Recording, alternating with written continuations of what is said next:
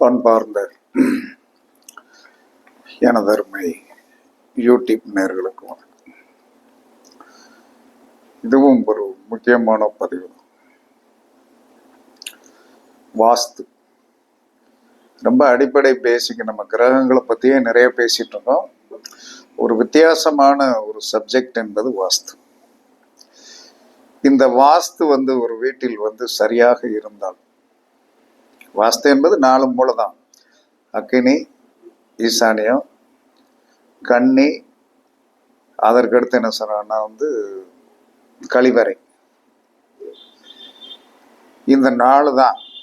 இந்த 4 யார் ஒருத்தர் சரியாக கெட்ட தெரிஞ்சிட்டா அந்த வீடு நிம்மதி இருக்கும். ஆனா வீடு எந்த காரணத்தை கொண்டு என்ன சொன்னா, எந்த பக்கத்துலயும் வெட்டு இருக்கக்கூடாது. வெட்டு என்பது என்ன? 4 மூலையில வெட்டு இருக்கக்கூடாது. வாயு மூலையில் வாயு மூலை என்பது வடமேற்கு மூலையில். வெட்டு என்பது என்ன? கட் பண்ணி கட்டுறது தான் வெட்டு. கட் பண்ணி கட்டுவது தான் வெட்டு. அந்த கட் பண்ணி கட்டுவதுக்கு உண்டான வெட்டு இருந்தால் அங்க காதல் என்பது வரும், கல்யாணத்தில் பிரச்சனை வரும். வடமேற்கு மூளை என்று சொல்லக்கூடிய ஒன்று லேசா கட் பண்ணி அப்படி சுவர் போச்சுன்னா ஒரு டானா சைஸ்ன்னு வச்சுக்கிடுங்களேன்.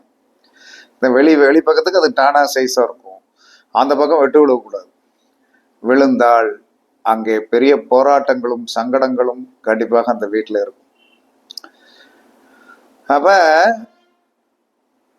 எந்த ஒரு இந்த செல்போன் இருக்கு இல்லையா, இந்த செல்போன் என்ன சொல்லலாம்னா நீளம் கூட அகலம் கம்மி. இதே மாதிரி தான் வீடு அமைப்பு இருக்கணும். இதுல எந்த கார்னர்லயும் வெட்டு இருக்கக்கூடாது. ஈசானியத்திற்கு அது பிரச்சனை. 3 கார்னர்ல வெட்டு இருக்கக்கூடாது. தென்கிழக்கு மூலையிலையும் வெட்டு இருக்கக்கூடாது. வடகிழக்கு மூலையில நம்ம நுழைஞ்சு வர்ற பகுதியா இருக்கும். அதனால கட்டிங் இருக்கிறதுனால எந்த வித தப்புமே கிடையாது. அதாவது தென்கிழக்கு கட்டாகக்கூடாது,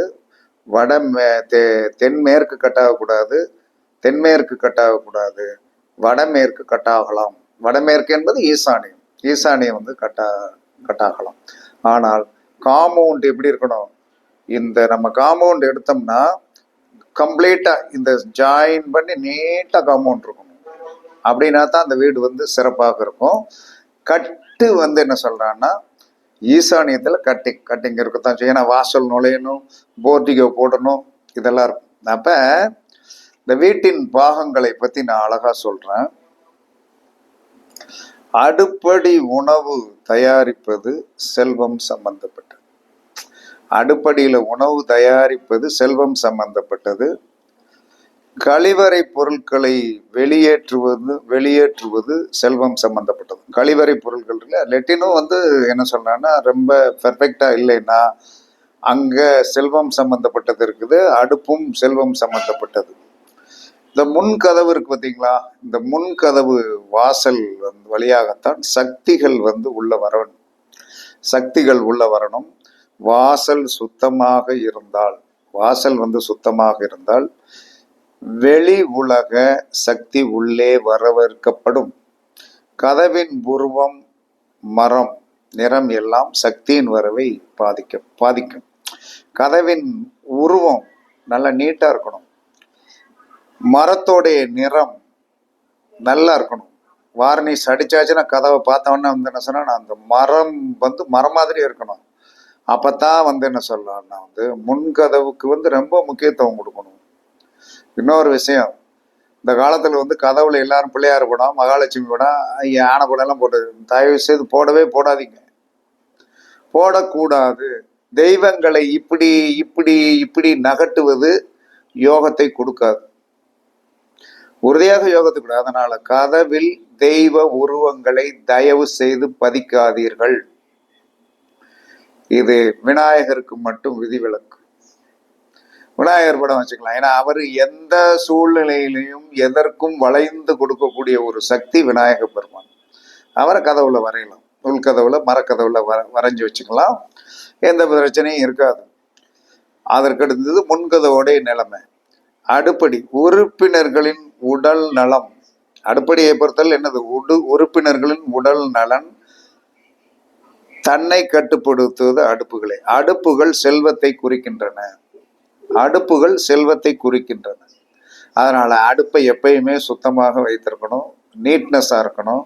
ராத்திரியெல்லாம் வீட்டுக்கு வந்து எல்லாம் சாப்பிட்டு முடித்தோடனே பெண்கள் சோம்பேறித்தனமாக என்ன சொன்னாங்கன்னா பண்டபாத்திரம்லாம் கழுவாமல் காலையில் கழுவிக்கூடாமல் போட்டுருவாங்க. அப்படி கழுவாமல் நீங்கள் போட்டிங்கன்னா அந்த வீட்டில் வந்து பணத்தரத்திரம் வந்து கண்டிப்பாக வந்துடும்.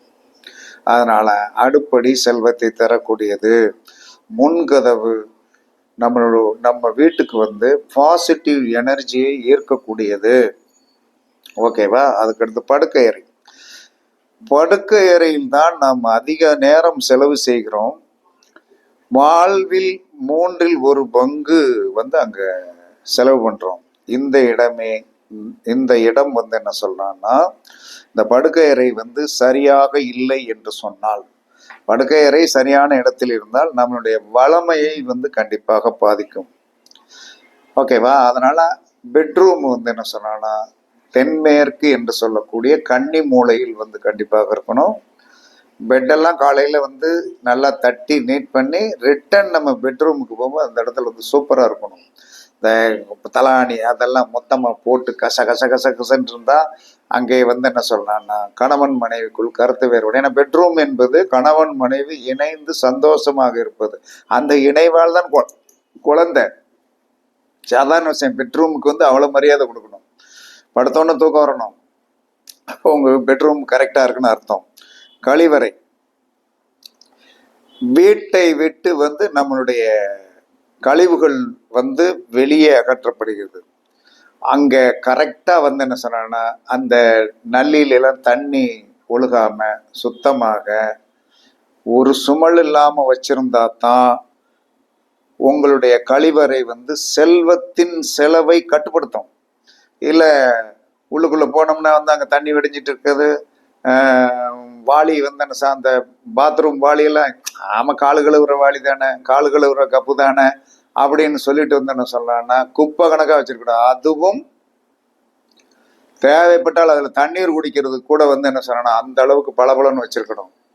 ஏன்னா கழிவறை என்பது வாஸ்துவில் மிக முக்கியமானது. அதற்கடுத்து உணவு அருந்துகின்ற அறை. உணவு வந்து என்ன சொல்றான்னா செல்வத்துடன் ஒப்பிடப்படுகிறது. அதை அருந்துவது செல்வம். நம்ம அருந்துவதனால் நமக்கு செல்வம் வந்து நல்லா வந்து ஒரு பயன் கொடுக்கணும். அதனால என்ன சொன்னா வீட்டில் ஆண்களுக்கு பிடித்தமான உணவுகளை செஞ்சு போடும். பெண்கள் உங்களுக்கு பிடித்தமான உணவுகளை செய்து சாப்பிடுங்க. இன்னைக்கு எனக்கு தோசை தான் பிடிக்கும், ஆனால் எங்கள் வீட்டுக்காருக்கு தோசை பிடிக்காது. அதனால எனக்காக நீர் இன்னைக்கு ஒரு நாளைக்கு தோசை சாப்பிட்டுக்கிடுங்க அப்படின்னு சொல்லக்கூடாது. அவருக்கு என்ன உணவு பிடிக்குமோ அதை வந்து செஞ்சு கொடுங்க. அவருக்கு பிடிக்கிற உணவை நீங்க வந்து சாப்பிடணுங்கிற அவசியம் கிடையாது. ஏன்னா நீங்க நல்லா இருக்கணும் அப்படின்னா உங்களுக்கு விருப்பமானதை ரெடி பண்ணி வச்சுக்கிடுங்க. கேட்கலாம், என்ன உங்களுக்கு இது பண்ணியிருக்கேன், எனக்கு பிடிக்கிறது பண்ணியிருக்கேன், நீங்க என்ன கொஞ்சம் சாப்பிட்டுக்கிட்டீங்களான்னு கேளுங்க. விருப்பப்பட்டால் ஓகே, இல்லைன்னா தேவையில்லாததை திணிக்கக்கூடாது. சில வீட்டில் வந்து இன்னைக்கு பழைய இருக்குது, அது இருந்தது அதை என்ன வேஸ்ட் பண்ணுவோம் அப்படின்னு ஃப்ரிட்ஜில் வச்சு திங்க தரத்திரம் வரும். ஃப்ரிட்ஜில் வச்சு நீங்கள் வந்து உணவுகளை சாப்பிட்டீர்கள் என்று சொன்னால், ஃப்ரிட்ஜில் வந்து பழங்களை வச்சுக்கலாம். விடிய காலம் வந்து என்ன சொல்றேன்னா வந்து விடிய காலம் சீக்கிரம் சமையலுக்கு காய்கறியை வெட்டி உள்ள வச்சுக்கிடலாம். இவ்வளவுதான். மற்றபடி பழைய குழம்புகளை நீங்கள் வைத்து சாப்பிட்டீர்கள் என்று சொன்னாலும், பழைய இது சாதத்தை மித்த வச்சு சாப்பிட்டீர்கள் என்று சொன்னாலும் உங்களை வந்து வறுமை வாட்டி எடுக்கும். இது சத்தியமான உண்மை. அதுக்கடுத்து ஜன்னல் கதவு போல சக்தியின் ஓட்டத்திற்கு வந்து தலைவாசல் கதவு போல சக்தியின் ஓட்டத்திற்கு வந்து இவை ரொம்ப ரொம்ப முக்கியமானது ஜன்னல்கள். அதே சமயத்துல அதிக நேரம் இது திறந்திருக்குது, அதனால ரொம்ப முக்கியத்துவம் நம்ம கொடுக்கணும். ஜன்னல்கள் வந்து கரெக்டான இடத்துல அமைக்கணும். நீச்சம் உச்சம் அப்படின்லாம் இருக்குது, அதை பார்த்து அமைக்கணும். அலுவலகம், அதாவது வந்து அலுவலகம் என்பது ஒரு ரொம்ப முக்கியமானது. அந்த அலுவலகம் என்பது ஒரு அப்படி ஆபீஸ்குள்ள உட்கார்ந்தோம்னா அங்க சீதேவி வர்ற மாதிரி வந்து உங்களுடைய ஃபேவரட் கலர் உங்களுக்கு பிடிச்சமான கலரை வந்து என்ன சொல்லணும், நீங்க ஒயிட் வாஷில் வந்து பண்ணி வச்சுக்கிடணும். பண்ணி வச்சிங்கன்னா சூப்பராக இருக்கும். அலுவலகத்தில் வந்து திரைச்சீலைகள் உங்களுக்கு கண்டிப்பாக ஃபேவரட்டாக இருக்கணும். அலுவலகத்தில் வந்து என்ன சொன்னால் உள்ளே உட்காந்தீங்கன்னா ரொம்ப வெக்க. சில நேரங்கள் என்ன சொல்கிறாங்கன்னா, இப்போ வெயில் காலம் அதிகமாகிடுச்சு, ஏசி போடுவதற்கு எல்லாருக்குமே என்ன சொன்னா கரண்ட் பில் வரும்போது வந்து ரொம்ப கஷ்டமாக இருக்கும். ஏன்னா இன்னைக்கு இருக்கிற ஒரு சூழ்நிலைகள் தன்மைகள் வந்து கரண்ட் பில் வந்து ரொம்ப அதிகமாக்கிட்டாங்க. அப்போ நம்ம வந்து குளிர்ச்சியாக உட்காந்துருக்கோம். உண்மையாகவே குளிர்ச்சியாக உட்காந்தா பணம் வருங்க. இப்போ நம்ம அலுவலகத்தில் ஏசி இருக்குது, முடிஞ்ச வரைக்கும் ஆட்கள் வந்து வரல, நம்ம மட்டும் தனியாக உட்காந்துக்க நம்ம கர்மா அதை ஏற்றுக்கணுங்க. ஆட்கள் வந்து கொஞ்சம் வெக்கையாக இருந்தது என்று சொன்னால் ஏசியை போட்டுரும். ஒரு 4 மணி நேரம் ஓடும். கண்டிப்பாக கொஞ்சம் கரண்ட் பில்லு கூட தான் வரும். ஆனால் அதை விட வருமானம் ஜாஸ்தியாக வரும். அதை விட வருமானம் கண்டிப்பாக ஜாஸ்தியாக வரும். ஏன்னா குளிர்ச்சி, சந்திரன், குளிர்ச்சி என்ற சந்திரனை வந்து எதுக்கு உட்காந்து பார்க்கும்போது நம்ம பேசுறதுக்கும் அந்த வெக்கை இல்லாமல் அவன் வந்து கேட்கும், டென்ஷன் இல்லாமல் பணத்தை பூ போல நம்ம சொன்னதை கேட்டுட்டு கொடுத்துட்டு போயிடுவான். அதனால எந்த ஒரு மனிதன், நீங்கள் அலுவலகத்தில் ஒரு ஜோதிடராக இருந்தால் அலுவலகத்தில் ஏசி மாட்டேன். அது வருமானத்தை கொடுக்கும். வருமானத்தில் கொடுக்காது அப்படின்லாம் நான் சொல்ல மாட்டேன், கண்டிப்பாக கொடுக்கும். ஆனால் நீங்கள் வந்து அதை வந்து என்ன சொல்லலாம்னா வந்து பயன்படுத்தணும். கஞ்சத்தனமாக இருக்கக்கூடாது. உண்மையாகவே எல்லாமே வந்து கொஞ்சம் பொருளாதாரத்தில் வந்து பிரச்சனை கண்டிப்பாக நல்லா தான் இருக்கும். அதனால வந்து என்ன சொல்றாங்கன்னா வந்து கண்டிப்பாக நீங்கள் வந்து அதை பயன்படுத்தணும். கண்டிப்பாக வெற்றியாக இருக்கும். அதனால இது வாஸ்துவில் வந்து ஒரு இருக்கு. அதனால என்ன சொல்லலாம்னா கண்டிப்பாக வாஸ்து என்பது 4 மூலை. அக்னி மூலையில் அடுப்பு, ஈசானியத்தில் வந்து பூஜை, கன்னி மூலையில் வந்து என்ன பெட்ரூம், வாயு மூலையில் லெட்டின். இதுதான் பொதுவான வாஸ்து. இதில் நிறைய வந்து சாப்பிடியாக்க இப்படியா பிடிக்குமா, அப்படியெல்லாம் ஒன்றும் கிடையாது. இதை எவன் ஒருவன் அமைக்க தெரிஞ்சானோ கண்டிப்பாக நல்லா இருக்கும். எந்த கார்னர்லையும் வெட்டு விழுகாம, 3 கார்னர்ல வெட்டு விழக்கூடாது. வடகிழக்கு மூலையில தவிர வந்து, ஆனால் காம்பவுண்ட் வந்து பார்க்கும்போது வந்து என்ன சொன்னால் கரெக்டாக நம்மளுடைய நீள அகலங்கள் கரெக்டாக கட்டுங்க. அதில் வெட்டு விழுகக்கூடாது. இதெல்லாம் வாஸ்துவில் இருக்கின்ற சின்ன சின்ன நுணுக்கங்கள் தான். கண்டிப்பாக உங்களுக்கு பயனளிக்கும் என்று நினைக்கிறேன். பார்த்து பயன்பெறுங்கள் என்று கூறி உங்களிடமிருந்து விடைபெறுவது சிப்பிப்பாறை ஜோதிடர் சாதி ராகவன் ஜெயபாலாஜி. சுகமே சொல்க, சுகமே சொல்க. வாழ்க வளமுடன், வாழ்க வளமுடன். வணக்கம், வணக்கம், வணக்கம்.